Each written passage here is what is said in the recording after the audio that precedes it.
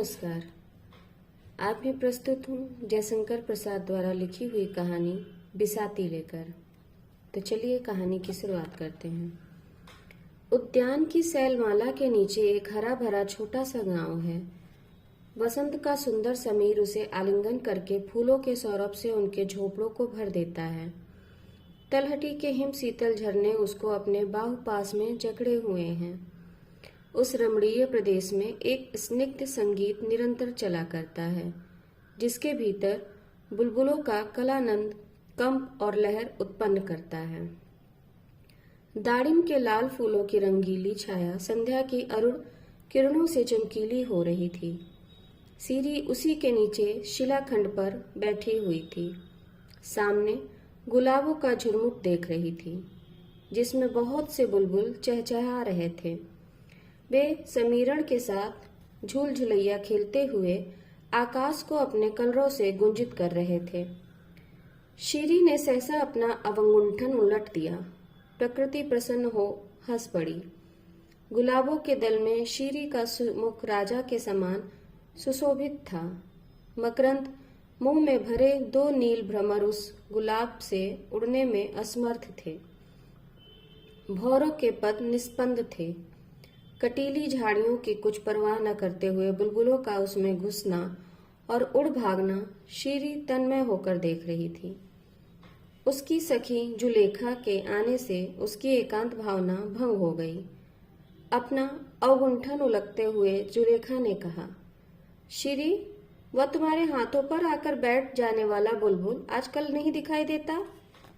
आह, खींचकर शीरी ने कहा, कड़े शीत में अपने दल के साथ मैदान की ओर निकल गया।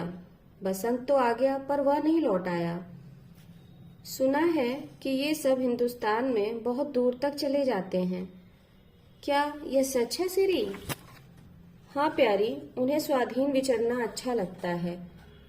इनकी जाति बड़ी स्वतंत्रता प्रिय है।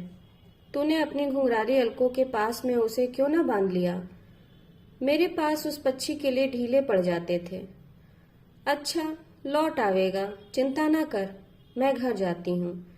शीरी ने सिर हिला दिया। जुलेखा चली गई। जब पहाड़ी आकाश में संध्या अपने रंगीले पट फैला देती, तब विहंग केवल कलरव करते पंक्ति बांधकर उड़ते हुए गुंजान झाड़ियों की ओर लौटते और अनिल में उनके कोमल परों से लहर उठती। जब समीर अपनी झोंकदार तरंगों में बार बार अंधकार को खींच लाता, जब गुलाब आधिकारिक सौरभ लुटाकर हरी चादर में मुंह छिपा लेना चाहते थे, तब शीरी की आशा भरी दृष्टि कालिमा से विभूत होकर पलकों में छिपने लगी। वह जागते हुए भी एक स्वप्न की कल्पना करने लगी। हिंदुस्तान के समृद्धिशाली नगर की गली में एक युवक पीठ पर गट्ठर लादे घूम रहा था। परिश्रम और अनाहार से उसका मुख विवर्ण था। थक कर वह किसी के द्वार पर बैठ गया। कुछ बेचकर उस दिन की जीविका प्राप्त करने की उत्कंठा उसकी दयनीय बातों से टपक रही थी। परंतु वह गृहस्थ कहता, तुम्हें उधार देना हो तो दो, नहीं तो अपनी गठरी उठाओ। समझे आगा? युवक कहता है, मुझे उधार देने की सामर्थ्य नहीं, तो मुझे भी कुछ नहीं चाहिए। शीरी अपनी इस कल्पना से चौंक उठी। काफले के साथ अपनी संपत्ति लादकर खैबर की गिरी संकट को वह अपनी भावना से पदाक्रांत करने लगी। उसकी इच्छा हुई कि हिंदुस्तान के प्रत्येक गृहस्थ के पास हम इतना धन रख दें कि वे अनावश्यक होने के पर भी उस युवक की सब वस्तुओं का मूल्य लेकर उसका बोझ उतार दें।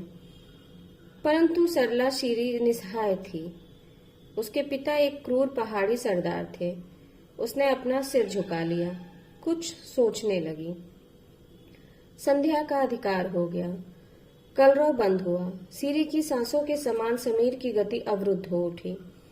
उसकी पीठ शिला से टिक गई। दासी ने आकर उसको प्रकृतिस्थ किया। उसने कहा, बेगम बुला रही हैं, चलिए, मेहंदी आ गई है। महीनों हो गए। शीरी एक ब्याह एक धनी सरदार से हो गया। झरने के किनारे शीरी के बाग में सवरी खिंची है। पवन अपने एक एक थपेड़े में सैकड़ों फूलों को रुला देता है। मधुधारा बहने लगती है। बुलबुल उसकी निर्दयता पर क्रंदन करने लगते हैं। सीरी सब सहन करती रही। सरदार का मुख उत्साहपूर्ण था। सब होने पर भी वह एक सुंदर प्रभात था। एक दुर्बल और लंबा युवक पीठ पर एक गट्ठर लादे सामने आकर बैठ गया। शीरी ने उसे देखा, पर वह किसी की ओर देखता नहीं, अपना सामान खोलकर सजाने लगा। सरदार अपनी प्रेयसी को उपहार देने के लिए कांच की प्याली और कश्मीरी सामान छांटने लगा। शीरी चुपचाप थी। उसके हृदय कानन में कलरव का क्रंदन हो रहा था। सरदार ने दाम पूछा। युवक ने कहा, मैं उपहार देता हूँ, बेचता नहीं। ये विलायती और कश्मीरी सामान मैंने चुनकर लिए हैं। इसमें मूल्य ही नहीं, हृदय भी लगा है। ये दाम पर नहीं बिकते। सरदार ने तीक्ष्ण स्वर में कहा। तब मुझे ना चाहिए, ले जाओ, उठाओ। अच्छा, उठा ले जाऊंगा, मैं थका हुआ आ रहा हूँ, थोड़ा अवसर दीजिए, मैं हाथ मुंह धो लूं, कहकर युवक भरपाई हुई आंखों को छिपाते हुए उठ गया। सरदार ने समझा झरने की ओर गया होगा। विलंब हुआ, पर वह न आया।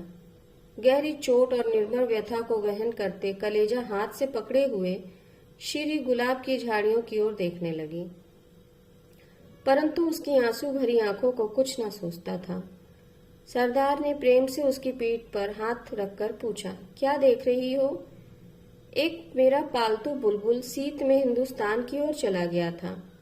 वह लौटकर आज सवेरे दिखाई पड़ा, पर जब वह पास आ गया और मैंने उसे पकड़ना चाहा तो वह उधर कोहकाप की ओर भाग गया।